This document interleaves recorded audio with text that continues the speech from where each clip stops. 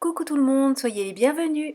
Je vous propose aujourd'hui une adaptation d'une idée de ma copine Nini qui œuvre sur le groupe 100% Crazy sur Facebook. Donc si vous voulez retrouver tout ce qu'elle fait, toute sa créativité, son inventivité et sa drôlerie surtout dans ses créations, n'hésitez pas à rejoindre le groupe 100% Crazy sur Facebook. Donc son idée, c'était l'année dernière, elle nous a proposé de faire des pulls moches avec la planche de tampon Panoplie d'hiver que j'ai dessinée pour Crazy Little Craft. Et j'ai choisi pour ma part de faire bien sûr des pulls moches, je vais la copier, et je vais en faire des étiquettes cadeaux. Je suis dans le logiciel Silhouette, j'ai ouvert le fichier qui correspond à la planche de tampon Panoplie d'hiver.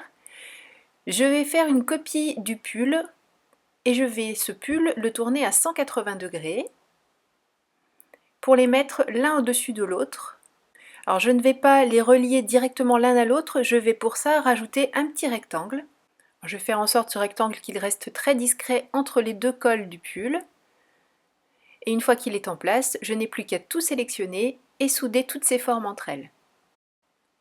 J'envoie ensuite le tout à la découpe. Et à la sortie de la machine, je me retrouve bien avec ma future petite étiquette pull moche avec les deux pulls tête bêche. Je n'ai plus qu'à plier au milieu pour obtenir l'étiquette dont j'avais envie. Alors bien sûr, vous pouvez réaliser toutes ces découpes à la main. Le plus simple, je pense, ce serait de d'abord tamponner vos motifs en les mettant l'un au-dessus de l'autre comme j'ai fait ici, et ensuite de détourer avec vos ciseaux. Nous, on va faire l'inverse, on ne va tamponner que maintenant. Je me sers comme d'habitude de mon papier de brouillon, de mon négatif, et je vais ensuite ancrer le tampon pour pouvoir réaliser les deux impressions de pull sur la coupe que l'on vient de faire. Jusqu'ici, rien de très compliqué. Voilà, on a notre future étiquette. Maintenant, il faut faire en sorte que ça ressemble vraiment à des pulls moches.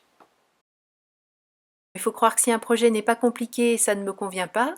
J'ai donc choisi de décorer les pulls, mais je ne veux pas intervenir sur la petite ligne blanche autour des pulls.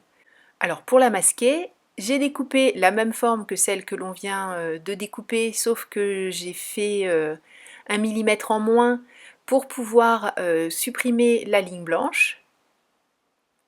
Ce qui fait que j'ai un masque pour l'intérieur du pull. Bon, pour l'instant, je ne vais pas m'en servir, mais bien sûr, je m'en servirai plus tard. Mais j'ai surtout ce masque à l'extérieur qui me permet de protéger le petit millimètre que l'on va garder tout blanc autour. Je veux aussi préserver tout ce qui est bord-côte, donc le col, le bas et le bas des manches. Pour ça, j'utilise cette fois-ci le masque qui est fourni dans votre planche de tampon. Et je ne vais garder finalement à découvert que le milieu du pull et les manches. Pour la déco, je prends la planche Noël en coulisses. J'ai choisi de mettre cette tête de Père Noël, j'ai essayé d'autres motifs mais celui-ci me plaisait le plus. Par contre, je m'aperçois qu'il faut que je masque cette première manche, enfin cette manche de droite, pour pouvoir faire la tête du Père Noël en mettant que sur le devant du pull. Et je répète les mêmes opérations de masquage et d'ancrage pour faire le deuxième pull.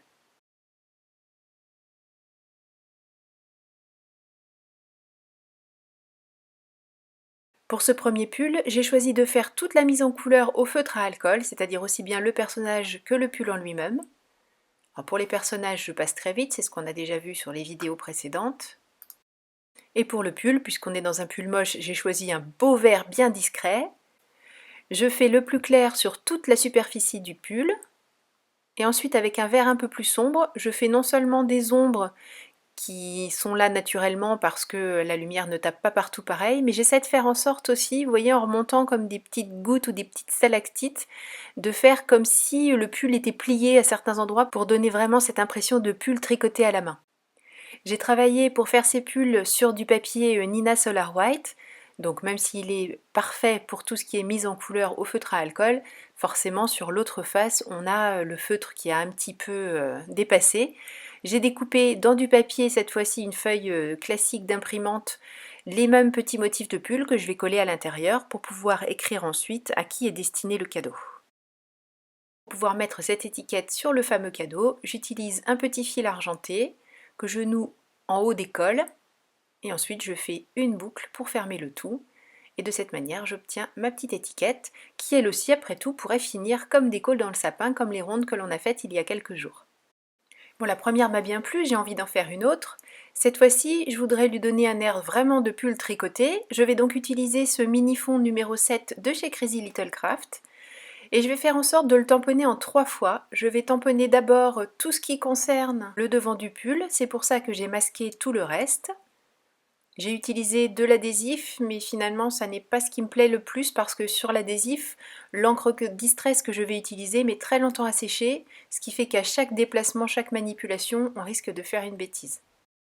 J'ai déplacé le masquage, je déplace également le tampon.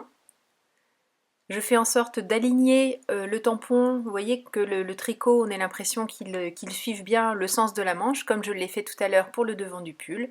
Et bien sûr, même opération pour la deuxième manche. Et comme tout s'est bien passé pour ce premier côté, eh bien j'enchaîne avec le deuxième côté. Une fois que c'est fait, je fais un petit tour avec la même Distress Oxide, cette fois-ci avec un doigt mousse, pour faire une petite ombre tout autour du pull. Je ne l'ai pas filmé, mais là aussi j'ai fini par refaire les tamponnages de la planche panoplie d'hiver avec le tampon pull sur mes pulls. Et comme on ne m'arrête plus, j'ai tamponné une troisième fois ce petit duo de pulls sur ma découpe étiquette. Et je vais cette fois-ci faire un pull moche avec cet adorable petit Yeti, une autre planche que j'ai dessinée pour Crazy Little Craft qui s'appelle Do Yeti. Et cette fois j'ai opté pour un masquage avec des morceaux de post-it, vous voyez que ce sont des post-it que j'ai déjà utilisés et que je vais réutiliser tant qu'ils veulent bien coller. Je tamponne mon motif, mais je m'aperçois trop tard, c'est-à-dire maintenant, que j'ai oublié de protéger le bord-côte du pull. Le motif a donc été imprimé aussi sur le bord-côte. Bon, ça reste assez discret, mais il faut croire que ça ne m'a pas servi de leçon parce que de ce côté, je vais tamponner un motif de cadeau, encore une planche que j'ai dessinée pour Crazy, décidément, qui s'appelle le Cadeau Crazy. Et là non plus, je ne vais pas protéger le bas du pull et donc le motif se retrouve là où je ne souhaitais pas qu'il soit. Mais bon, ça reste une fois de plus assez discret. Je masque tous les motifs parce que je vais faire un petit mix en fait du premier qui était tout au feutre à alcool et du deuxième qui n'était que avec la planche de tampon avec l'effet tricot. Là je vais mixer les deux, les tamponnages seront mis en couleur au feutre à alcool mais tout autour je veux faire cet effet de pull tricoté. Alors là, il y a beaucoup de masques. J'ai mis le masque pour protéger la tranche blanche tout autour, j'ai mis le masque pour protéger le Yeti, j'ai mis tous les masques de bord-côte et je vais ajouter les masques des manches parce que je vais faire comme tout à l'heure en 3 temps, d'abord le milieu, puis ensuite chacune des manches. Alors avec toutes ces épaisseurs de masque, il faut bien que j'insiste pour que le motif que j'ai choisi se tamponne correctement, mais on y arrive. D'où l'intérêt d'utiliser aussi ce genre de presse de précision pour les tampons. De cette manière, on peut vraiment remettre de l'encre et retamponner exactement au bon endroit. J'ai fait de la même chose pour le côté paquet cadeau. Donc je ne vous remontre pas, vous avez compris que c'est un petit jeu de patience, mais que je trouve vraiment, pour ma part, que le résultat en vaut la chandelle. Une mise en couleur ultra simple, ultra rapide. Mais ces petites étiquettes cadeaux, ça fait vraiment comme des petits cadeaux. Je trouve que c'est des petites choses à garder. Enfin, moi, je suis vraiment tombée sous le charme de ces étiquettes. Donc, merci beaucoup, Nini, pour cette idée de pull moche. Et d'ailleurs, je ne sais pas si vous connaissez le travail de Discrap, mais j'ai vu qu'elle avait fait une page sur le même principe avec des pulls moches, qui est de toute beauté. Donc, allez visiter son compte Instagram. Je vous mets un lien sous la vidéo. Vous allez avoir plein de liens sous la vidéo. Vous aurez le lien vers le groupe 100% Crazy sur Facebook, le lien vers la page Instagram de Discrap et le lien vers mon blog. Et je vous rappelle que sur le blog, vous avez tous les liens vers le matériel que j'ai utilisé, en tout cas s'il est encore disponible. Parce que vous me demandez souvent où t'as trouvé ci, où t'as trouvé ça, et bien je vous mets tout sur le blog. Comme tout à l'heure, à l'intérieur j'ai collé d'autres découpes parce que une fois de plus le feutre s'était un peu manifesté sur l'arrière de mon papier. La petite ficelle qui va bien, et cette troisième étiquette est terminée. Pour celles qui ne sont pas encore lacées, j'ai eu envie de faire une petite carte assortie à ces étiquettes. Pour la bonne et simple raison que j'aime toute la planche et que là je n'avais utilisé que les pulls. Donc je vais faire une carte dans laquelle je vais mettre en scène les autres éléments de cette planche. Bon, promis, on va aller très vite. Comme vous le voyez, je tamponne chacun des éléments. J'ai choisi d'utiliser de la Memento parce que je ne savais pas trop en fait ce que j'allais faire au niveau mise en couleur. Donc je tamponne tout, j'utilise des masques quand il y en a besoin, notamment là pour tamponner les deux chaussettes l'une sur l'autre, pour pouvoir faire en sorte que l'une passe derrière l'autre, il fallait bien que je tamponne un des deux motifs. Je masque absolument tout, enfin ça c'est ce que je croyais. Pour tout vous dire, je regardais quelque chose, une série en même temps, je n'aurais peut-être pas dû. Donc je pense avoir tout masqué, je me déplace dans ma presse de précision pour pouvoir répéter ce motif, comme tout à l'heure le motif numéro 7, le mini-fond numéro 7 de chez Crazy Little Craft. Il est très facile à répéter, on a vraiment l'impression d'une seule et même pièce de tricot. J'adore ce tampon. Bien sûr, avant chaque déplacement, je nettoie bien mon tampon, alors avec de l'eau tout simplement, puisque j'utilise toujours de la Distress. La Memento aussi, d'ailleurs, je la nettoie tout simplement à l'eau. Pour enlever tous mes petits masques du pourtour, je fais un petit passage avec une mousse et toujours la même encre verte pour pouvoir faire un cadre fermé, même si j'ai un cadre blanc, je trouvais que ça finissait bien. Et là, j'enlève tous mes petits masques. Je suis repassée en vitesse normale juste pour que vous puissiez apprécier le moment de solitude quand je me rends compte qu'il n'y a pas de masquage sur le pull. Voilà, c'est le cri du cœur, c'est la fatigue, je pense, qui finit par me rattraper. Bon, est-ce que c'est grave? Non. Est-ce qu'on va trouver une autre idée? Ben évidemment, c'est pas notre première bêtise, c'est sûrement pas la dernière. Je vais tamponner le motif du pull sur ce très joli petit papier et le détourer au ciseau pour le faire exactement de la même taille que le pull que l'on a mis au milieu de la carte. Fais attention en tamponnant mon motif de faire en sorte que les petits sapins soient debout sur le pull. C'est pour ça que j'aurais pu placer mon pull ailleurs pour éventuellement consommer un petit peu moins de papier. Mais je voulais quand même que ce soit assez joli, comme le pull est au milieu de la carte, ça va être l'élément central et que tous les yeux vont se poser sur lui, je voulais que le motif soit correctement placé. Bon, c'était une journée sans, puisque j'ai oublié de filmer tout ce que j'ai mis en couleur là. Tout simplement, j'ai mis les masques du tour de ces différents motifs en utilisant la planche de masquage qui est fournie dans la planche de tampon. Ensuite, avec un doigt mousse, j'ai rempli avec une autre couleur d'encre Distress Oxide, c'est la couleur Shabby Shutters, alors que jusqu'ici on utilisait Maud Lone.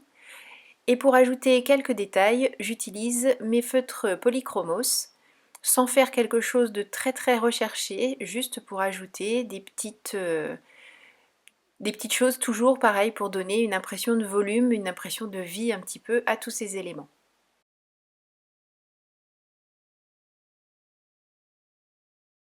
Pour le sentiment, on est toujours dans la planche panoplie d'hiver. Je vais mettre beaucoup de décalage en termes de couleurs puisque je vais utiliser une bande rouge. Je vais utiliser ce motif qui dit on passe en mode hiver. Et je vais le coller sur une petite mousse adhésive pour donner toujours une impression de volume et faire en sorte de faire des petites choses qui changent un peu, des petits décalages pour éviter que la composition soit trop monotone. Comme j'ai beaucoup manipulé ce morceau de papier, j'utilise mon petit coussin antistatique et je fais l'embossage avec de la poudre blanche. Et cette fois-ci, promis, cette vidéo est terminée. Merci beaucoup d'avoir suivi toutes mes péripéties jusqu'ici. Je vous donne rendez-vous demain pour le jour 18 déjà de notre calendrier de l'Avent. D'ici là, prenez bien soin de vous, créez et partagez autour de vous, ça fait tellement de bien, croyez-en mon expérience. Gros bisous, bye bye.